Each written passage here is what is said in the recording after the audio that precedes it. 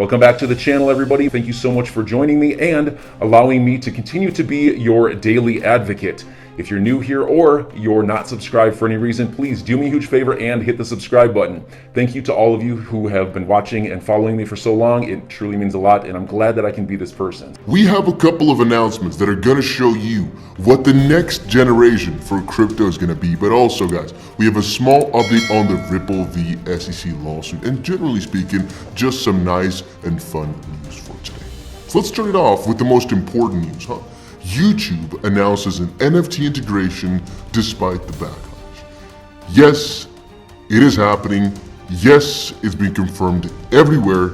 And apparently, in a bid to allow creators to monetize their content, YouTube is launching new tools that will let them mint their videos as NFTs. What in the world is this? It's a very interesting idea, mostly because right now, NFTs are consumed and basically regarded as PFPs, as profile pictures only, when in reality, there's so much potential to it.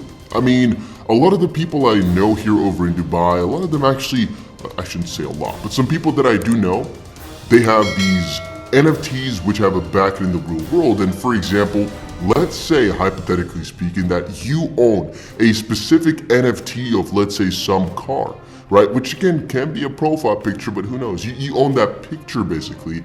If it's on the right project, basically, if it, it's in the right collection, then they can basically guarantee also that you own the actual car underneath it. So from some perspective, it's like one of the most reliable ways for some authenticating as well, which can rather be interesting. Then again, this shows that this cryptocurrency NFT stuff that we keep talking about here over on our small little YouTube channel, it's the future, and I keep shouting it out every single day on the channel. It is the future, and now that YouTube has succumbed to it, there's absolutely no way to go around it anymore. Now, having said that, I'm getting pretty heavily into NFTs. I still don't have a lot of them, but I'm doing a lot of research.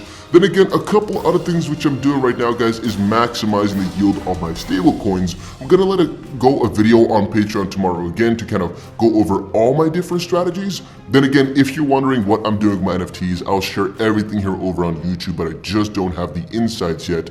I do a lot of research first, talk to a lot of people who have made millions of dollars with NFTs first, and then we'll look. All right, I guess I've done that, but still, that's in the past. We need to talk about future, and so I'm definitely doing that first. Now, still talking about what's the next big thing for crypto, guys. Again, this is a very big turning point. The 2022 Super Bowl, to be honest with you guys, I think this is going to be one of the most turning point events in crypto ever. Why? Well, look at the articles, for example, that are trending everywhere right now.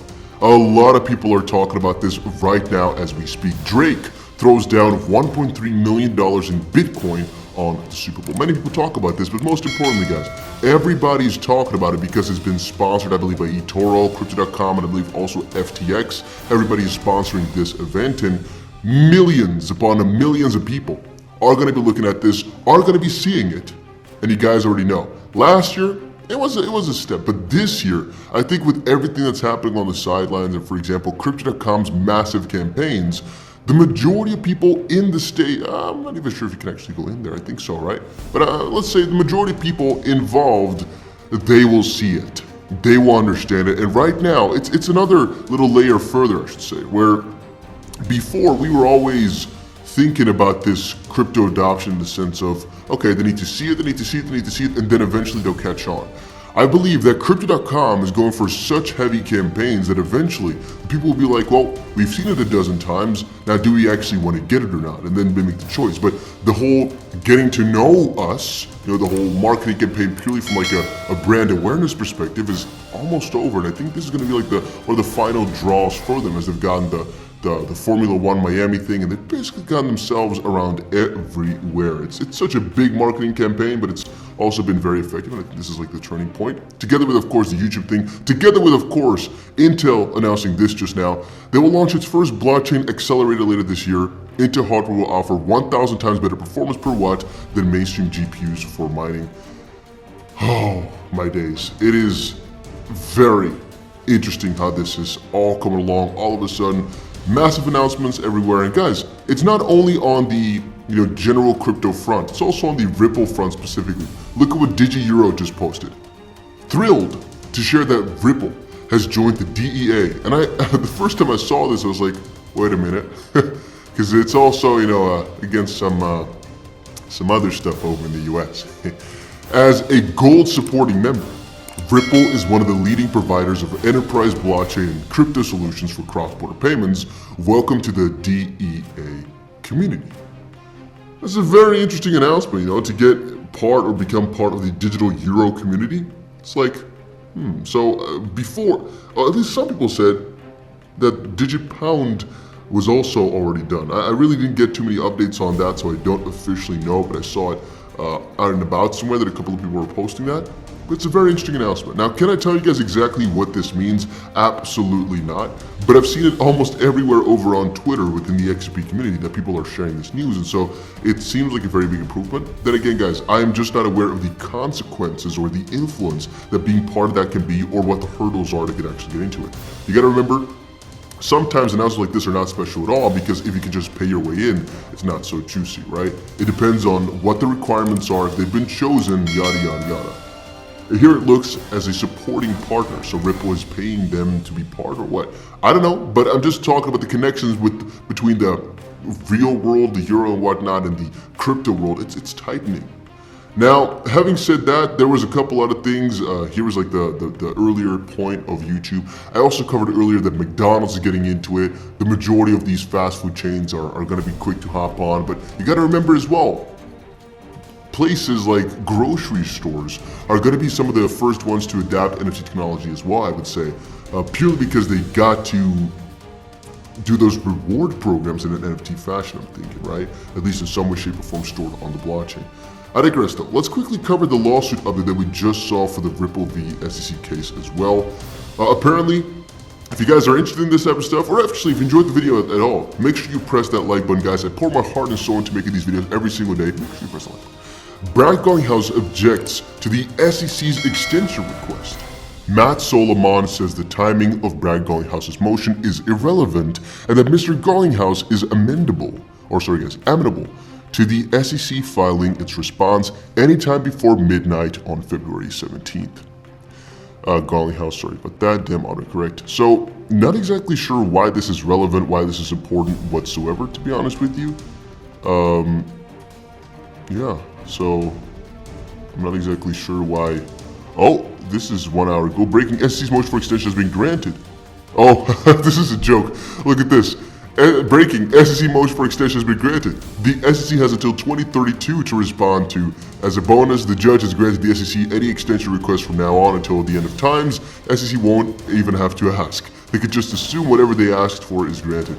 As again, all you guys agree with me here. It's taking its sweet freaking time, but at the end of the day, it will have to come to a conclusion, I think, this year, which I guess is finally, we're making our steps. The end of discovery is going to be the 28th of February, so that's also the first step in the right direction, as long as no more freaking delays are coming along. But I don't think that's actually going to be possible to even delay it further, unless something too critical that I cannot even comprehend is going to happen. Having said that, yeah, the letter here specifically is not too important. It's just argumentation as to why they think a certain thing, and I don't think this is worth making an entire different video about. It just says, under the court's individual practices, the SEC's response to the motion is due on Tuesday. Mr. Garlinghouse has agreed to an extension of time that will allow the SEC a full week to respond to a 3-page letter, which is, again, a week to respond to 3 pages, that's pretty long.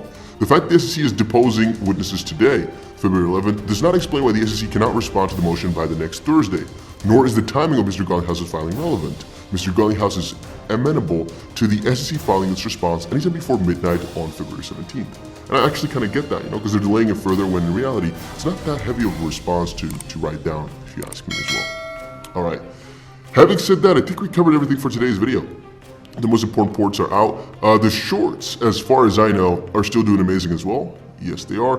Right now, we are at our first buying in point for XRP, guys. But again, last couple of weeks here, we've been geniuses. If you had a short position open on XRP or Bitcoin, guys, let me know down below, because I kind of called it out yet again. Our 2 most important areas are right now, oh my days, we are spot on. Look at that. Look at the, woo, it's crazy. We know the supports in and out. So again, you have two options right now. Either you try to buy in right now and call the bottom for both Bitcoin and for XRP, or as I stated before, we're gonna just leave this run. We have short positions open officially. We leave them run and we'll see if we get back to our major buying in areas, which for XRP is about 69 cents is our first major buy-in.